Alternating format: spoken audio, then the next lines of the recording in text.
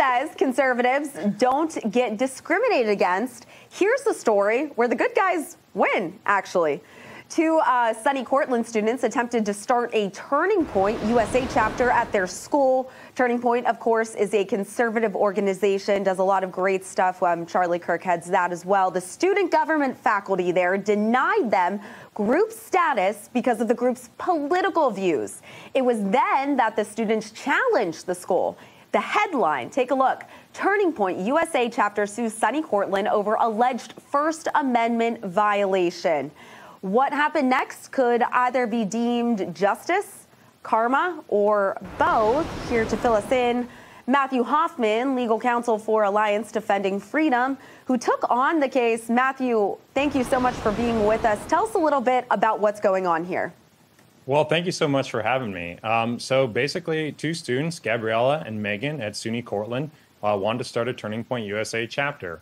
And they wanted to express their ideas on campus. And instead of allowing those conservative ideas on campus, the university administration shut them down and prevented them from becoming recognized at all on campus. Yeah, now, is this a thing across the State University of New York system, or is this just at SUNY Cortland? The unconstitutional action and policy applies at this campus. But there are, unfortunately, policies like this that give administrators discretion to discriminate against whichever viewpoints they please all across the SUNY system.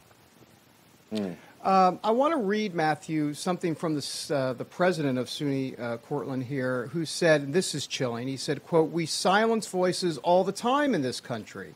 That's the tragedy and also the greatness of democracy." Are you kidding me? We silence voices all the time? Yeah, okay. Actually, that technically is true in a bad way. It's not something to celebrate. Right. Yeah, that's absolutely correct. The First Amendment protects all of our views, especially those of students on a college campus, and the government cannot silence voices all the time. It cannot pick which views win and lose on campus because it's our freedom to express those views, and that's our foundational freedom. Yeah, I mean, we allow the pro-Hamas groups to populate college campuses, but apparently a Turning Point chapter is just too much to handle. Certainly, the government cannot, put its finger on the scales and say, I like your views so that they're going to be allowed on campus, but these other unfavored views are not allowed on campus. Unfortunately, that's what happened right here. And that's why, this victory here and getting the chapter recognized is so huge, because Gabriella and Megan now will be able to participate in that dialogue on campus and stand for the many other students who feel silenced by the government action here. Let's broaden the scope a little bit. Do you see what's happening at SUNY Cortland as being emblematic, if you will, of a greater attack on conservatism, particularly in higher education? All across the country, conservative views, religious views are being silenced. And I think that's because of a prevailing orthodoxy in higher education, that these views are not acceptable, that these views are somehow violence. That's kind of what we saw here when, for around 100 minutes, Gabriella and Megan's peers and a professor demeaned their views, accused them of all sorts of things, and then silenced them. So unfortunately, I think that prevailing orthodoxy is what is preventing the expression of these views. But we need to be clear that under the First Amendment, we all have the freedom to express our views. And that's particularly important on a college campus, which is supposed to be the marketplace of ideas for all its students.